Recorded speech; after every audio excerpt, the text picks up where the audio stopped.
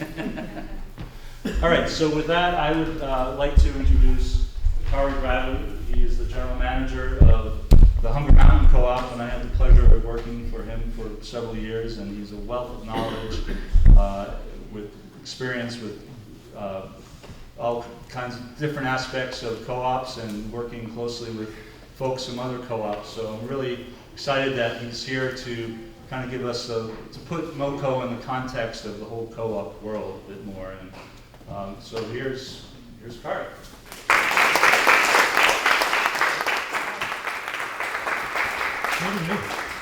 Thanks so much for having me here. What an honor. Not only am I a big fan of MoCo, but I've been to a lot of annual meetings and I've never been in a facility like this. This is so cool. I love the stained glass, the paintings, the mural, and I'm really kind of curious at the scale of this. So anyway, really great to be here. Next slide, please. So a little about me, I don't know if you can read the detail, but basically what it says is I've been around for a while. I just celebrated 15 years with my co-op. And I serve on a bunch of association boards and committees. And I've been involved with MoCo on and off for quite a while. I think it's been more than 8 years, but with different versions of the startup group, with the board, with the staff. I know Mike well, and I've just been able to watch your trajectory, and it's really cool. And so I feel really good about being here, part of this celebration. So I don't think anyone's mentioned that you have a mission statement, and I think it's worth checking that out and just remembering that. So here you are, you have a store, you're operating in one of the most competitive industries that exists. And what you are attempting to do on a business level is extremely challenging, but you're doing it with the power of a mission that has some real solid values behind it. And so just keep that in mind, and that's really the power of the cooperation, is that we are businesses. We're not relying on grants and things like that. We are surviving in the business world, but we're driving positive impact through that business. So next slide, please. So a little bit to put all this in context, there are over 300 food co-ops now. There were 2 original waves, one during the Depression. Most of those co-ops are gone now. Adamant, Hanover, Putney are living examples of the first wave of co-ops. Then there was the second wave that happened in the 60s and the 70s. Hunger Mountain was one of those. Actually, the majority of those co-ops are gone. But since 2008, there's been a third wave. And so you are part of something that's really exciting for the rest of us. Like, hey, there's new energy here. And one of the things about that is that the game has changed. Compared to what it was like to start a co-op in the 60s and 70s, you can't do this, what you're doing, out of a garage or a basement or a church. You're in a meeting, I guess. But people have expectations about where they're going to buy food, and that requires a level of investment and risk and expertise that has really changed things. So part of my message is, next slide. So there's this model here, and I don't know if you can see it, but it kind of makes it look easy, right? You pull these resources together, and then you move through the next steps of the process. But it's not easy. There's no way it's easy.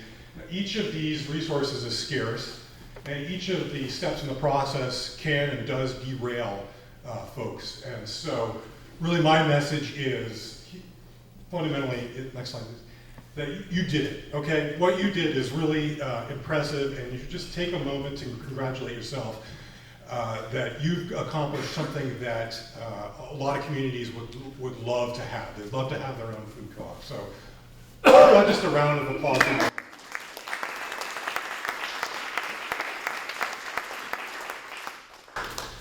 I talk to groups from around the country, multiple groups a year, and I have a good understanding of how hard it is. So I congratulate you on doing this. And I was just at the store earlier. I've been in many times, but I was so impressed. I mean, it is a really charming space, great products.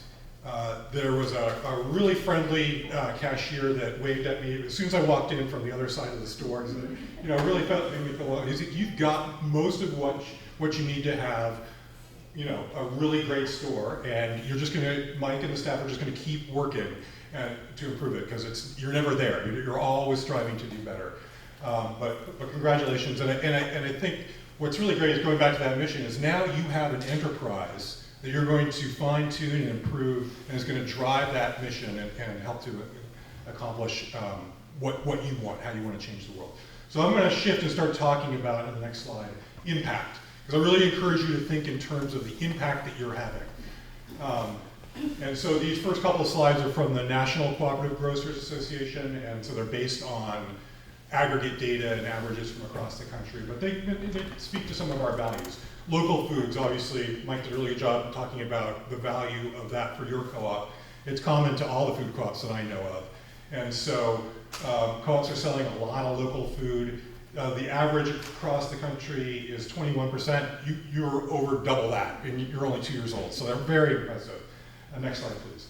Another area is organic. Okay, so co-ops, food co-ops have been leading the charge on organic and sustainable agriculture from the beginning, and in a lot of ways I would say that that battle has been won. It's not over, but organic is now a mainstream concept. It has been the fastest growing portion of the grocery industry for quite a while now, and that's why you're seeing it so prevalent in supermarkets and other places, because that's where the growth has been. So what's exciting now is the conversation is changing, and we're starting to talk about things like regenerative agriculture and the power of agriculture to sequester carbon and really make a difference environmentally. Okay, so next slide, please. Local giving and education. So obviously co-ops are from the community. We are here to serve the community, and so different ways of doing that is donations, sponsorships, workshops, events, things that help to develop the community. And while you're young, you don't have a lot of resources to devote to this. This is something that you're going to be able to invest in down the road as you grow and you have more resources. This slide's from my own co-op. Employment should not be overlooked. We see ourselves at Hunger Mountain as, because we are one of the largest employers in central Vermont. Last year we had 172 employees. We have good paying jobs, 100 full-time folks. Most of them are member owners. I'm really excited that most of the people that are eligible are now participating in a retirement plan. So we're really trying to create good careers in this really exciting industry, or sector that we work in. And so that's another way that you can think about the impact that you have very locally. Next slide. And extending that, it's not just local products and employment, but you also are purchasing services locally, and you're paying taxes. People are familiar with the multiplier effect. When money is spent locally, it tends to stay local, as other local businesses, employees will spend it. It has this multiplier effect, and so for our co-op, we're about a 25 million co-op, but based on research, we estimate that we're somewhere over $40 million in terms of local economic impact, and so that is obviously a big deal, and that's really a big part of the point of the co-op. Another way we measure success, we think about how we're helping support the co-op community, right? Part of our community is other co-ops. So one of the things we do is we invest in other co-ops. We have a loan to MoCo and to City Market and other co-ops directly. We also invest in the Co-op Fund in New England. And so that's one way we can help. Another way we can help is that we sell products from other co-ops. About 5% last year of our sales came from products from other co-ops like Organic Valley and Equal Exchange. And so just a way to support, build the network. We feel like co-ops are a big part of the long-term sustainable solution that's going to help us. And just thinking back to long-term impact and how we grow that, this slide came from the Neighboring Food Co-ops, which is our regional association, in which you are a member of. So just, we've been around for about 10 years. We now have 29 food co-ops, 10 startups, 40 storefronts, 150,000 members. over 2,000 employees, over 90 million in local product sales. Co-ops are definitely making a difference here in New England, here in Vermont, and across the country, and it's very exciting to have you be part of that. And so just be thinking about that as, in terms of what you're accomplishing, right? It's not, we're not just stocking that tomato, we're building a community of co-ops, okay? So, that's all well and good, but we want to do more, right? We want to continue to make improvements and make the co-op stronger and more sustainable. What can we do as individual members? Well, the good news is there's lots of things that you can do. One of the great things about co-ops is they offer all these different ways to participate. So I will say, I don't think anybody else said it, but the most important thing you can do is shop. Right now, at this stage in your development, you are, and the staff is working very hard for sales dollars and to make it work financially. So shopping is of utmost importance, and but beyond that, there's a lot you can do. So participating by voting, your board elections or whatever it is you have members vote for, providing feedback. I think Mike's very sincere. One of your jobs is to tell the staff what it is you want, and it's their job to respond to that as best they can. I don't know what exactly your arrangements are, but maybe you have volunteer opportunities, chances to work at the co-op. Obviously, attending events like this and other events, very important part of building up the community and making it a really strong, I think it's in your mission, a dynamic community. Volunteering, so we heard about committees. Sounds like you have a lot of committee activity and a lot of need there. Loans, you have a pretty healthy member loan program, but it may be that you're going to need to do more in that area. So running for a board of directors, I can say as a manager of a well-established co-op, we need talented, dedicated people to run for the board. It is really important. It can't be overlooked. That governance function is really one of the keys to what makes it work. So please consider running for the board. Attending member meetings like this. And I also want to emphasize talking about and talking up MoCo, right? I would say next to shopping, this is maybe the most important thing that you can do. You are a new grocery store in this town, and people don't necessarily know you're here. If they know you're here, they don't necessarily know all the great things about it. It takes time to change people's shopping behaviors. These things are established over time. People have preferences. So really do what you can, please, to talk about MoCo. And the really good news there is there's a lot to talk about. So I encourage you to talk with friends, family, coworkers, church groups, business groups, social media. Letters to the editor and opinion pieces, I think, are really important. If you can figure out maybe one of your committees, sort of just a steady stream of different topics related to the co-op or related to the co-op community, like vendors, spotlighting different members, different ways to make the co-op and the co-op community the hero, that's going to really help. It's in some ways as important as direct marketing or just regular advertising, because you have stories to tell. And there's a lot of content there. There's a lot of things to talk about. You've got the store, obviously, but you've also got this community. You've got a vision. The local food story, I think, is one of the most powerful parts, because that you can see 20% of the products are generating 40% of the sales. There's something there, and let's figure out how we can do more of that, capitalize on that energy. So I think that's my last, and I'm happy to have any questions or discussion.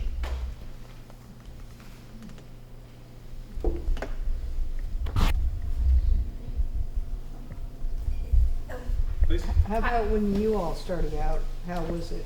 How was it in comparison to how MoCo is faring?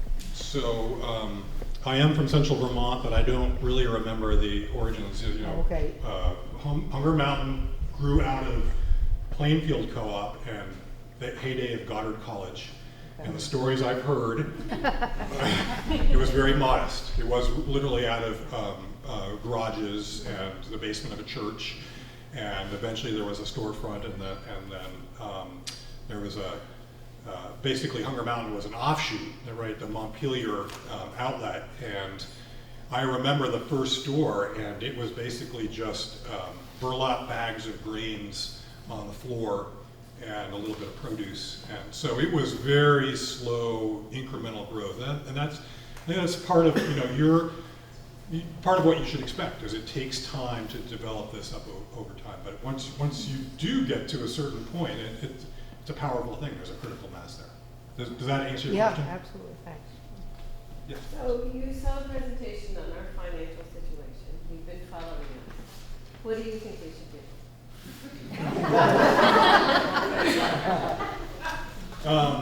Well, so Well, we don't I was have much also time to discuss that. so not I got the same presentation you got, right? At pretty high level. It doesn't seem to me that your sales are the problem. I mean, that your gross margin seems in order. Obviously, your expenses are higher than you would like them, but it's not uncommon for a grocery store to lose money for its first few years. I don't know what your original plan or pro forma, you said you're losing a little more than you expected. City Market, which was the largest single store food co-op in the country, now they have 2 outlets, but when they opened their second location, they plan to lose money for 5 years. Now they have deep pockets and can sustain that. So the key is cash, right? Can you maintain cash? I would focus there. There needs to be a cash plan so that you don't run out. And I know Nancy and the board is working on that. In terms of operationally, like I said, I just walked around the store and just, my initial thought, this definitely can work. There's no reason this can't work. This is a charming store, great products, good service from what I can tell. I would continue to focus on price and promotion. I think that's going to be key, because I'm guessing that part of the challenge here is that people perceive you to be overpriced. I don't have to guess. Every natural food store, co-op or not, has that challenge. So some good promotions, I think, are something to explore. And this business about getting the word out, and it has to be a coordinated effort of sort of broad messaging, but also person-to-person storytelling. I think that's all very important. And just one idea before I forget, if you have 500 members that aren't shopping at all, or others, think about a member coupon, something that will entice them to come back. And I can talk to you about that, because we have a member coupon program that I feel has been pretty successful that way. So those are some thoughts. I think the idea of working with a consultant, or having potentially some expertise come from outside for free, or doing both. We could probably coordinate a store audit and get some different people from co-ops to come in and just give advice and develop a plan. There's no one thing. It's going to be a lot. Operationally, it's going to be a lot of little improvements, and that's the fun part, really, I think. You had a question before. I'm just going to say that was motivating. Thank you. Oh, good. It was inspiring. Is it possible to know what the best selling piece is at Hunger Mountain? Like, what is the top sale? In terms of like a department or a category? Well, it's the packaged grocery, but it also gets the most amount of space.